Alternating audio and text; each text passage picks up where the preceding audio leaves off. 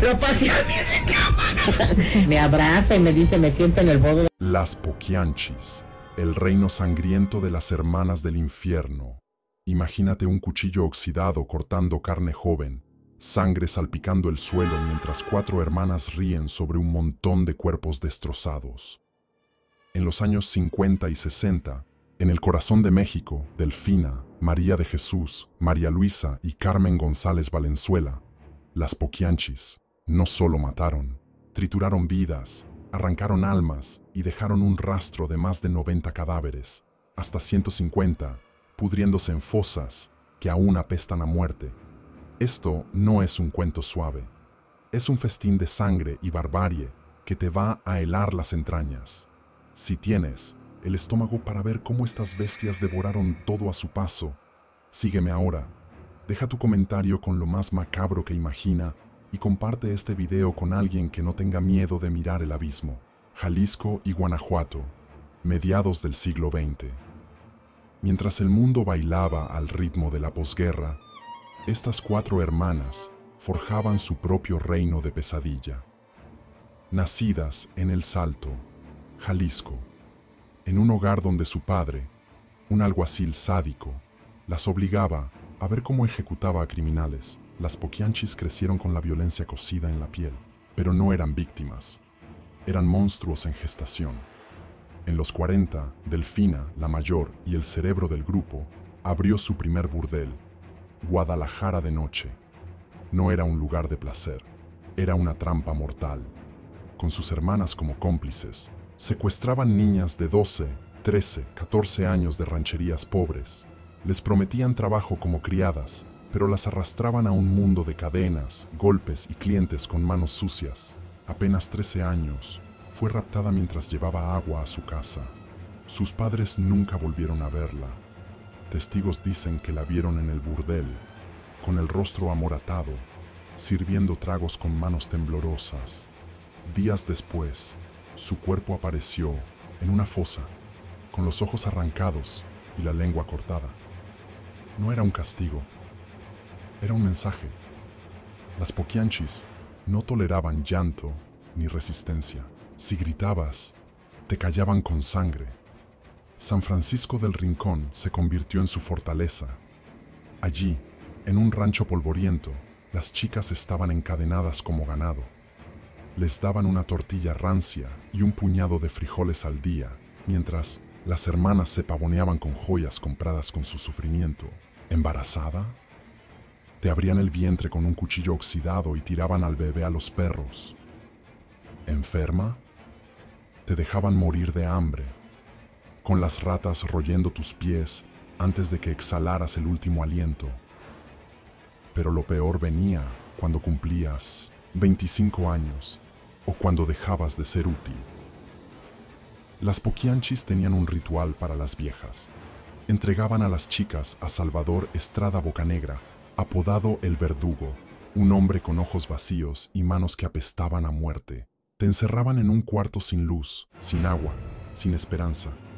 Durante días, el verdugo entraba con una tabla de madera, un clavo oxidado clavado en la punta. Te pateaba hasta que tus costillas crujían como ramas secas, hasta que la sangre te salía por la boca en coágulos negros. Cuando ya no podías ni arrastrarte, cavaba una zanja afuera. Te echaban dentro, viva, con la tierra cayendo sobre tu cara mientras intentabas respirar. Algunas chicas arañaban el suelo hasta que sus uñas se desprendían, dejando marcas que la lluvia borraba, pero no siempre era tan simple.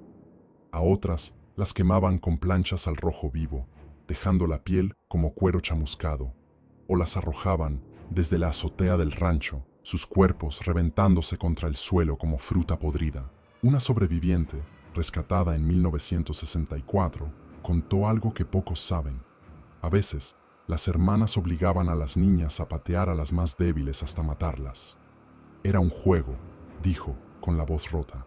Delfina se reía mientras contaban los golpes. Los restos se amontonaban en un panteón clandestino en Purísima del Rincón, un cementerio secreto donde los huesos se mezclaban con la tierra como si nunca hubieran sido humanas.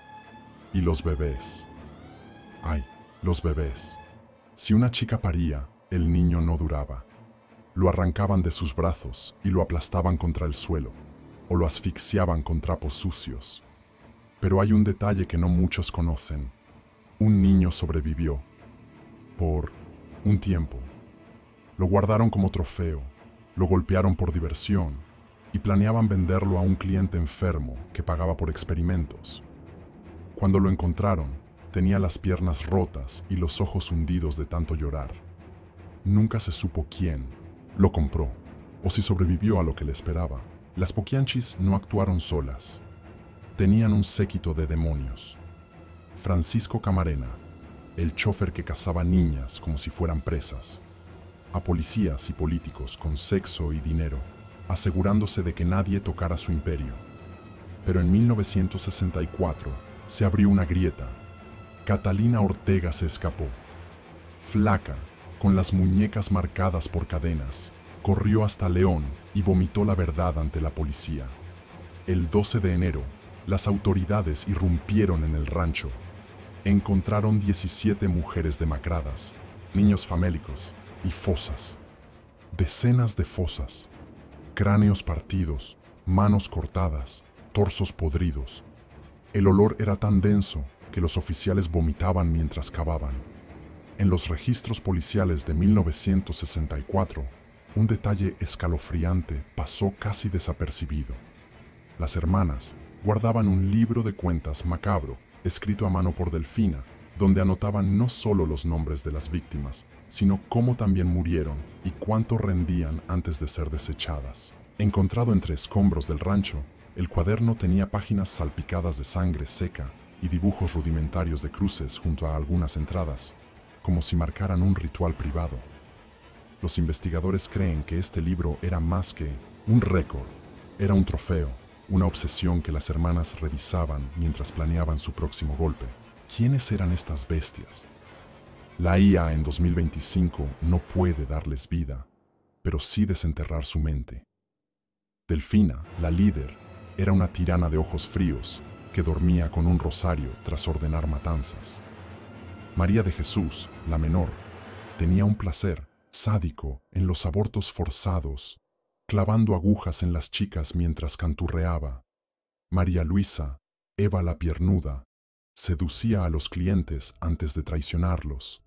Carmen murió antes, en 1949, devorada por el cáncer, pero no sin dejar su marca de sangre. Expertos como Michael Stone las pondrían en el nivel 18 de su escala del mal, asesinas organizadas, sin remordimiento, alimentadas por el poder y el odio.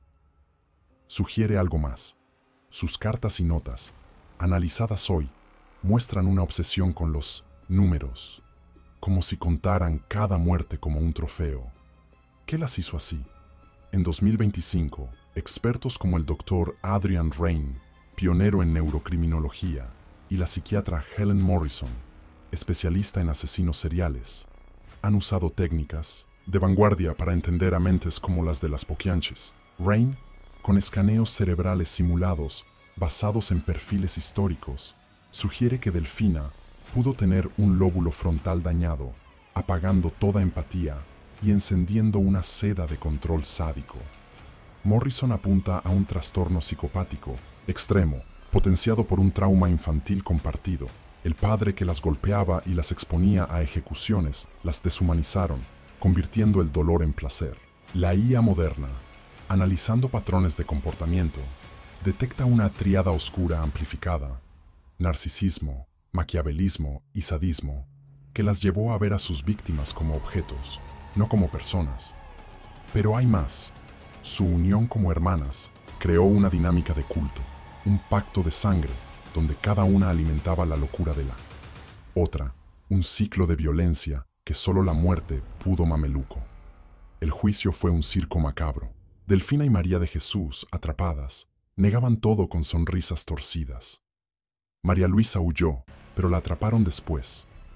Condenadas a 40 años, la pena máxima entonces, no pagaron completo. Delfina murió en 1968, aplastada por una cubeta de cemento en prisión. Irónico, ¿no? María Luisa sucumbió al cáncer en 1984, podrida por dentro como sus víctimas. María de Jesús salió libre y murió en los 90, vieja y sola. Pero el rancho quedó maldito. Los lugareños juran que aún se escuchan gemidos en la noche, que las fosas nunca dejaron de sangrar. En 2025, la IA sigue buscando pistas en archivos polvorientos, pero el horror de las Poquianchis no necesita máquinas para vivir. Está en la tierra, en los huesos, en el aire que apesta a muerte. ¿Qué opinas de estas carniceras? Si este viaje al abismo te erizó la piel, dale like, suscríbete y activa la campanita, porque la sangre nunca se seca.